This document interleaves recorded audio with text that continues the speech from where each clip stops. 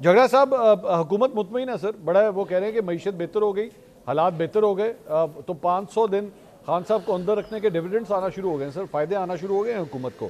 तो लग रहा है इससे, इस मूड से तो लग रहा है कि शायद 500 की इनिंग्स एक और भी चलेगी आगे। देखिए मंसूर, ऐसे है कि राणा साहब ने कहा कि इकोनॉमी ग्रोथ की तरफ जा रही है। इकोनॉमी का ग्रोथ की तरफ जाने का मुझे नहीं पता।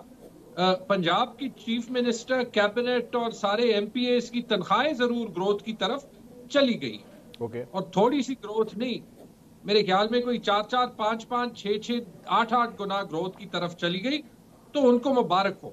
मैं एक्चुअली मार्केट बेस्ड सैलरीज के हक में हूं, लेकिन जब 2 साल आपने अवाम को कहो ना, टाइटन योर बेल्ट्स, टैक्स जो है वो ज्यादा दो, कुर्बानी करो, और उसके बाद फिर पहले आप अपने ब्यूरोक्रेट्स की तनख्वाहें बढ़ाते हैं, फिर उसके बाद आप अपनी तनख्वाहें बढ़ाते हैं, तो मेरे ख्याल में दुनिया आपको देख के सिर्फ हंस सकती है।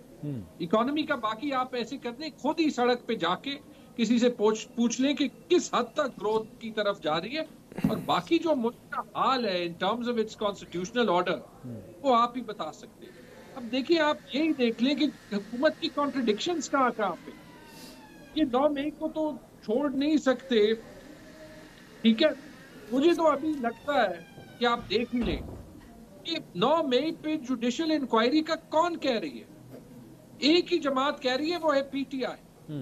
अब वही चीज आप 26 नवंबर को देख लें, जहां पे जो है वो पीटीआई पे गलत बयानी का इल्जाम लगा के, remember it is the government of the day जो कह रही है कि एक गोली नहीं चली। मेरे ख्याल में अभी तो ये लोग भी जो है वो सेमी पब्लिकली मानना शुरू हो गए हैं कि हाँ, ये 12 जो लाशें हैं ये वहां पे गिरी है, लेकिन राइट। तो अगर हुकूमत का इनिशियल बयानिया, उसकी मीडिया की कवरेज, उसकी हॉस्पिटल में कवर अप जो है वो फैक्ट्स हो, एस्टैब्लिश फैक्ट्स हो, मेरे ख्याल में ये भी वो इवेंट है जो कि एक इन्वेस्टिगेशन इंडिपेंडेंट मांगता है।